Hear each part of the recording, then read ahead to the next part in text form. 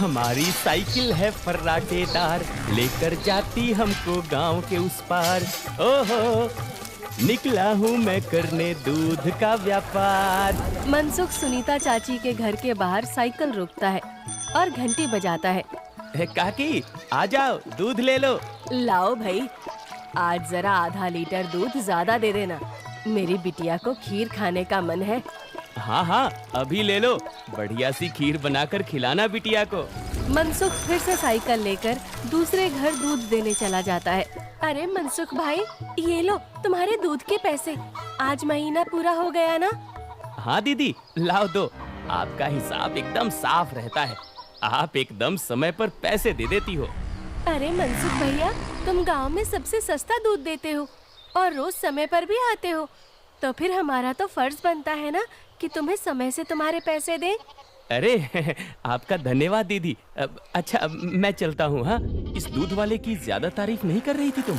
अरे तो और क्या, सच ही तो कह रही थी, मैंने कुछ गलत कहा क्या? अरे मनसुख इतना ईमानदार है बेचारा। पहले हम शहर से पैकेट वाला दूध मंगाते थे, वो कितना महंगा पड़ता है, और उसे लेने के लिए आपको इतनी दूर दुकान तक जाना पड़ता था। बेचारा मनसुख तो घर तक दूध दे जाता है और पैसे भी शहर वाले दूध से कम लेता है। और तो और।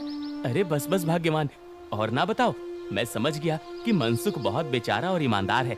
अब मुझे माफ करो और जरा एक कप चाय पिला दो। हाँ हाँ, अभी लाती हूँ। उधर मनसुख अपना सारा काम खत्म करके घर पहुँच जाता है। अरे आप आ गए, आज देरी हो गई। अरे पूछो मत, साइकिल का टायर रास्ते में पंचर हो गया था, उसे ठीक कराने में बहुत देर लग गई। ओहो, तो आप एक मोटर गाड़ी क्यों नहीं खरीद लेते? इस साइकिल पर काहे चलते हैं जब ये इतनी खटारा है तो? ताकि मैं भोला, सीधा और गरीब लग सकूं। क्या क्या मतलब? अरे अगर मैं मोटर गाड़ी से चलने लगा तो गांव वाले सोचेंगे नहीं कि इस गरीब दूध वाले के पास इतना पैसा आखिर आया कहां से? हाँ, कहां से क्या? दूध बेचकर? और कैसे?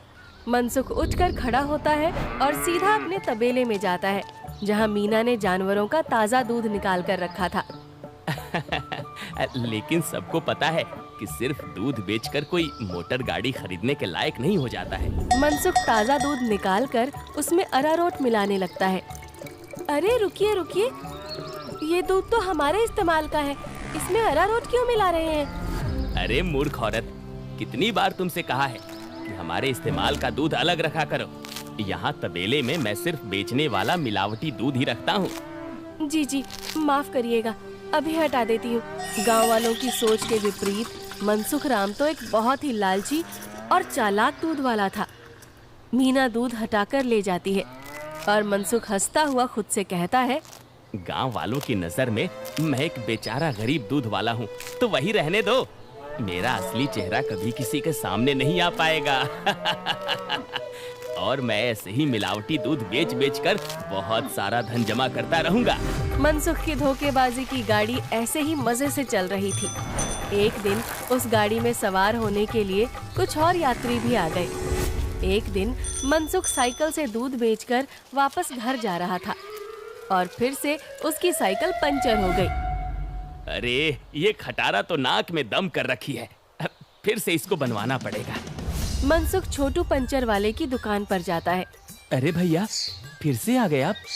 अरे अब तो आप एक नई साइकिल ले ही लो, आपकी साइकिल का पंचर बनाते बनाते हम थक गए भाई।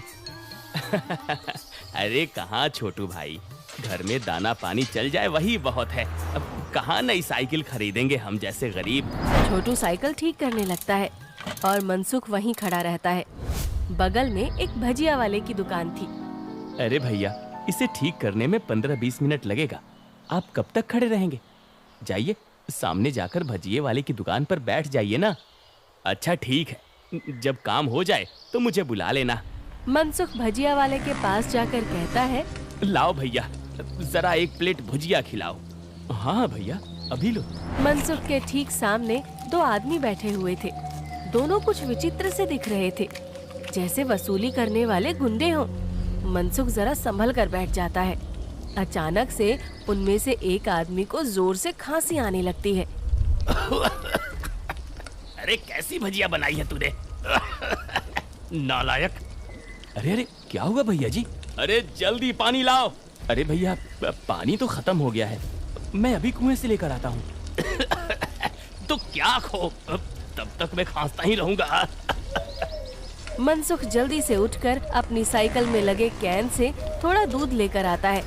लो भैया, इससे तुम्हें राहत मिलेगी। वो आदमी जल्दी से दूध पी लेता है और उसकी खांसी रुक जाती है। अब जाकर आराम मिला, तुम्हारा धन्यवाद। कोई बात नहीं भैया, इंसान ही इंसान के काम आता है ना। ये लो भैया आपकी भजिए। अच्छा मैं अभी पानी भर के लाता हूँ, कहीं किसी और को जरूरत पड़ी तो पहले से रहना चाहिए ना। जब भजिया वाला चला जाता है तो मनसुख को अकेला पाकर वो गुंडे जैसा दिखने वाला आदमी मनसुख से कहता है, काफी शुद्ध दूध बेचते हो। क्या क्या मिलाया था दूध में? ये सुनकर मनसुख सकपका जाता है और भजिया उसके हाथ से गिर जाती है। क्या क्या मतलब है आपका भैया? मतलब ये कि ये दूध तो बहुत मिलावटी था, चक्कर ही पता चल गया। आज तक गांव में कोई भी मनसुख के मिलावटी दूध का स्वाद नहीं समझ पाया था और इस नए आदमी ने एक घूंट पीकर ही समझ लिया। मनसुख बहुत घबरा जाता है। देखो भैया, इस बारे में किसी को कुछ मत बताना। चाहो तो मुझसे कुछ पैसे ले लो, मेरे सालों का बना बनाया धंधा है, इसे चौपट मत करना। अरे हम तुम्हारा धंधा चौपट करने नहीं आए हैं, बल्कि हम तो तुम्हारे धंधे में 4 चांद लगवा देंगे। क्या मतलब है तुम्हारा? देखो भाई, मिलावट तो तुम कर ही रहे हो, तो हम तुम्हें मिलावट से कुछ अलग करने को नहीं कहते। तुम बस अपने दूध में ये मिला देना। वो गुंडा मनसुख के हाथ में एक पाउडर की पुड़िया थमाता है। ये क्या चीज है भाई? नहीं नहीं, ये नशे वशे का व्यापार नहीं करता मैं। ये सब तुम अपने ही पास रखो। अच्छा, मतलब सिर्फ दूध में अरारोट मिलाने का व्यापार ही करते हो? चलो ठीक है, कोई बात नहीं। हमने सोचा था तुम भी 4 पैसे ज्यादा कमा लो, मगर ये तो अपना अपना भाग्य है। क्या? अरे मैं तो मजाक कर रहा था। मैं तैयार हूँ भाई। अब सामने से आती लक्ष्मी को भला कौन मना कर सकता है। लाओ लाओ, पुड़िया इधर लाओ। ये हुई ना बात। तो फिर ये लो, इस एक पैकेट को एक बड़े दूध के केन में मिलाना। इससे कम या ज्यादा में नहीं, तभी स्वाद में किसी को अंतर नहीं पता चलेगा। और हाँ, इसे मिलाने के बाद तुम्हारे दूध की डिमांड गांव में 4 गुना हो जाएगी। लोगों को ये बहुत अच्छा लगने लगेगा और चाह कर भी बिना इसे कोई पिए रह ही नहीं पाएगा। एक पुड़िया का 1000 रुपए हुआ। अरे अब ये तो बहुत ज्यादा है भैया। अच्छा, ज्यादा लग रहा है? अब चलो कोई बात नहीं, मत खरीदो। अभी ये भजिया वाला आएगा ना, तो इसे ही बेच देंगे। ये तो खुशी खुशी 1000 रुपए में खरीद लेगा। अरे अरे नहीं, रुको रुको, मैं देता हूँ ना पैसे। ये लो। शाबाश, चलो अगले हफ्ते मिलते हैं। मनसुख की साइकिल ठीक हो गई थी और वो पुड़िया लेकर वापस घर जाता है। जब मनसुख दूध में पुड़िया मिला रहा था, तभी वहाँ पर मीना आ जाती है। अरे ये आप क्या कर रहे हैं जी? ये है जल्दी से अमीर होने का शॉर्टकट। बहुत हुआ अरारोट मिलाना, अब देखो कितनी जल्दी हम अमीर होते हैं। अरे वाह, आप तो बहुत समझदार आदमी हैं। कितना अच्छा हुआ जो मेरी माँ ने आपसे मेरी शादी करवाई।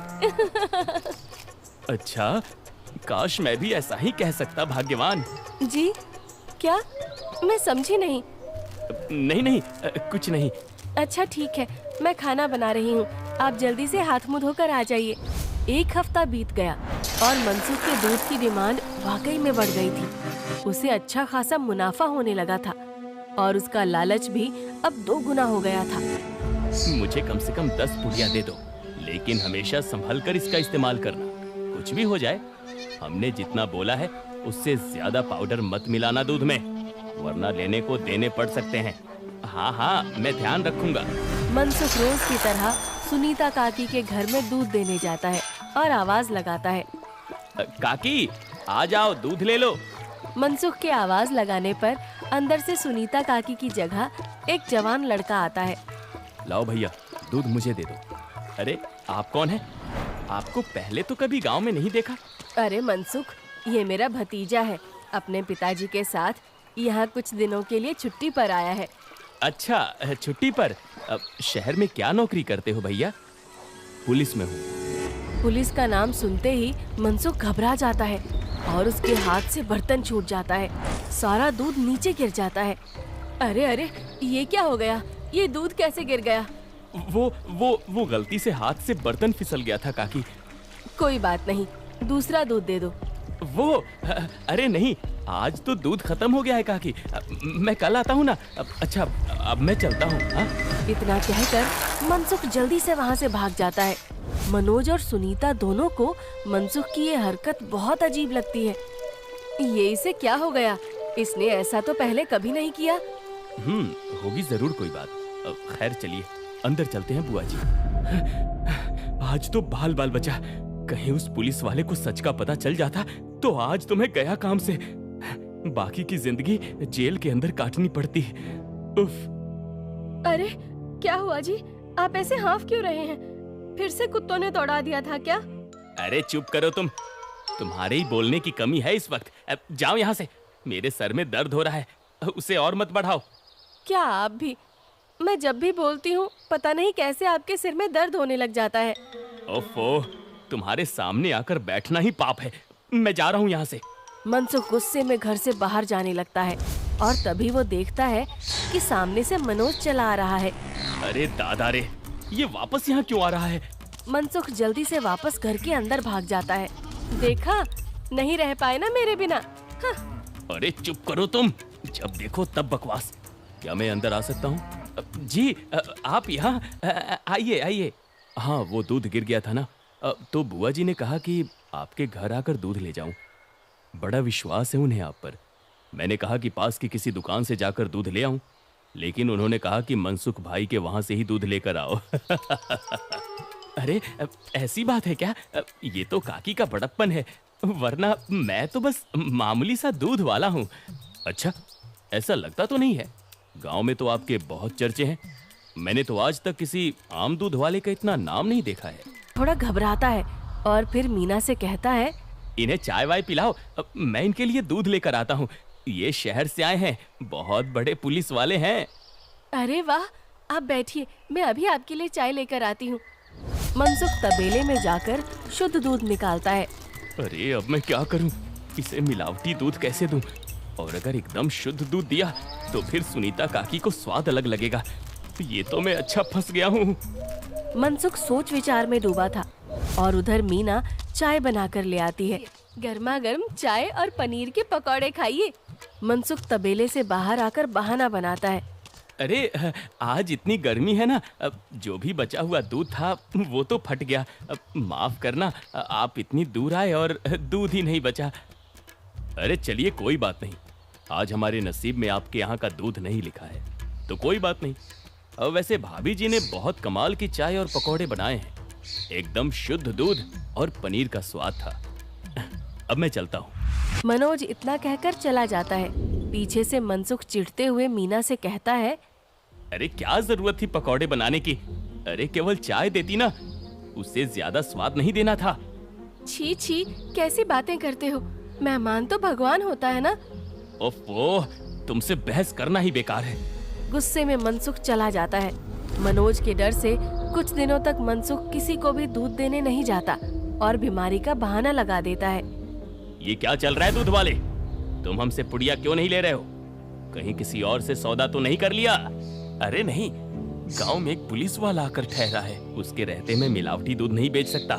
कुछ दिन इंतजार करना पड़ेगा। क्या? अच्छा ठीक है, तब तो हमें मिलाना भी नहीं चाहिए। इसी तरह मनसुख और गुंडों का काम कुछ दिन तक ठप रहता है। एक दिन अचानक से मनसुख देखता है कि मनोज सवेरे ही बैग लेकर स्टेशन की तरफ जा रहा था। अरे आप वापस जा रहे हैं? हाँ भाई, मेरी आज शहर की वापसी की ट्रेन है। अगली बार आऊंगा तो अपनी तबीयत बढ़िया रखना, तब तुम्हारे घर का शुद्ध दूध और पनीर जरूर खाऊंगा।